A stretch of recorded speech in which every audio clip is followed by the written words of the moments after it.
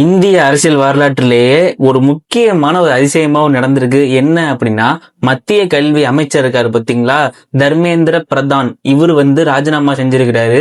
India முழுக்கவே ஒரு braking நியூஸே இதுதான்.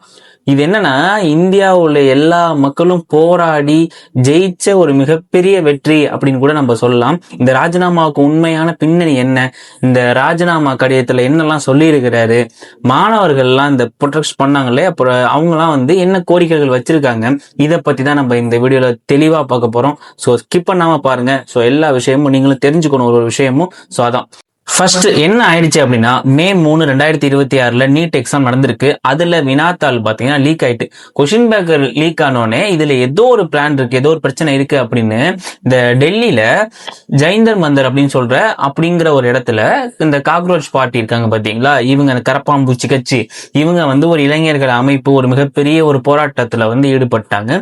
இந்த பிரபல சமூக ஆர்வலர்னு ஒருத்தர், அவர் யாருன்னு பாத்தீங்கன்னா சோனம் வாங்சங். இவர் 26 நாட்களா அவர் உண்ணாவிரதம் நடத்தினாரு. மத்திய கல்வி அமைச்சர் பதவியிலிருந்து இந்த தர்மேந்திர பிரதான் உடனடியாக விலக வேண்டும் அப்படிங்கிறது தான் இவங்க எல்லாருடைய மிகப்பெரிய கோரிக்கையாவே இருந்துச்சு. ஜூலை 20 அப்ப என்ன நடந்துச்சு அப்படின்னா, நாடாளுமன்றத்தை நோக்கி அவ்வளோ பேரு பேரணி நடத்தி ஒரு பயங்கரமான ஒரு போலீஸுக்கும் ஸ்டூடெண்ட்ஸுக்கும் மிகப்பெரிய போராட்டம் நடந்து, எல்லாருக்குமே தெரிஞ்ச நியூஸ் எல்லாம் பார்த்திருப்பீங்க.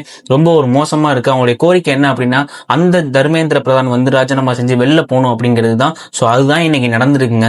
ஸோ இந்த நீட் விவகாரம், கொஸ்டின் பேப்பர் கசிஞ்சிட்டு அப்படிங்கிற விஷயத்தினால இவரை கண்டிப்பா தூக்கி ஆகணும். ஏன்னா கல்வித்துறை அமைச்சரே அவர் தான். இவரை தூக்கியே ஆகணும்ட்டு இன்னைக்கு சாதிச்சு காட்டியிருக்காங்க. வீடியோ ஒண்ணு அவரோட இது மாதிரி ராஜினாமா செஞ்சுட்டாரு அப்படிங்கிற மாதிரி வீடியோவை பாக்குறாங்க. பார்த்துட்டு இது அபிஷியலி கன்ஃபார்ம் அப்படின்னு இந்த அபிஜித் தீப்கே அப்படிங்கிறவரு முடிவு பண்றாரு. இவர் தான் சிஜேபியோடைய ஒரு நிறுவனர், இவர் தான் ஆரம்பிச்சவர்.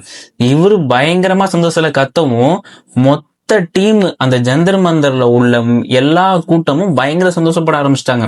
எப்ப ஜெயிச்சிட்டோம் மாறா அப்படிங்கிறது மாதிரி செம்ம கொண்டாட்டத்துல எல்லாருமே ஈடுபட்டு இருக்காங்க.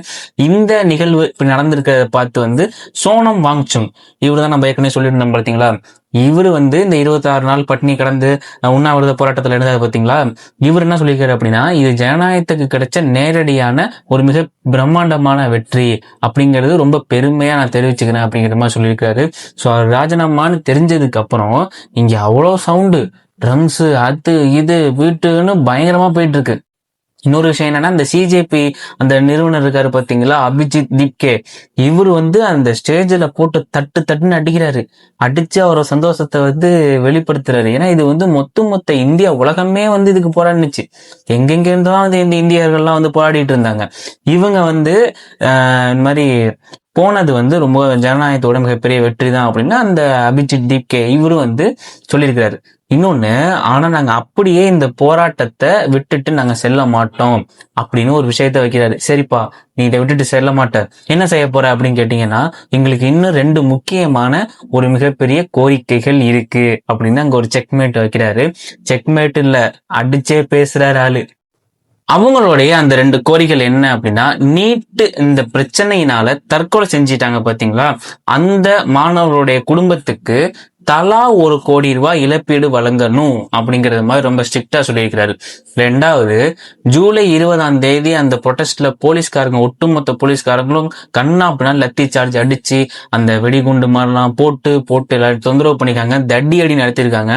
ஒரு வீடியோ நம்ம பார்க்கும்போது ரொம்ப பாவமா இருந்துச்சு. அந்த வன்முறையில ஈடுபட்டிருக்காங்க பாத்தீங்களா அந்த போலீஸ்காரங்களாம், அவங்க மேல கடுமையான நடவடிக்கை எடுக்கணும் அப்படின்னு இந்த சிஜேபி அந்த ஓனர் சொல்லியிருக்கிறாரு. ஸோ இதுதான் இந்த 2 முக்கியமானது. அதையுமே அவங்க நிறைவேற்றி தான் ஆகணும், வேற வழியே இல்லை.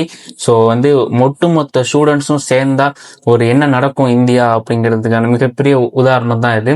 இளைஞர்களுடைய இந்த மாபெரும் போராட்டம் அது தொடர்ந்து பார்த்தீங்கன்னா மத்திய அமைச்சர் பதவியே பறிப்போனது அப்படிங்கிறது ஒரு மிகப்பெரிய விஷயங்க. இது சாதாரணமா நடக்காது.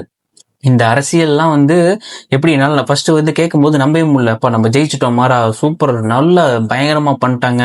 ஏன்னா அவ்வளோ பேரு, இதுக்கு நிறைய பேர் டீம் ஒர்க்குங்க. ஒரு ஸ்டேட், இப்ப இந்தியாங்கிறது நார்மலா அந்த டெல்லி மட்டும் கிடையாது, மும்பை இருக்கு, புனே இருக்கு, ஒரு ஸ்டேட், நம்ம தமிழ்நாடு இருக்கு. ஒரு இடத்துலயுமே இந்த மாதிரி ப்ரொடெஸ்ட் பண்ணிட்டே இருந்த வாசிதான் இந்த வெற்றி கிடைச்சது அப்படிங்கிறத நான் நினைக்கிறேன்.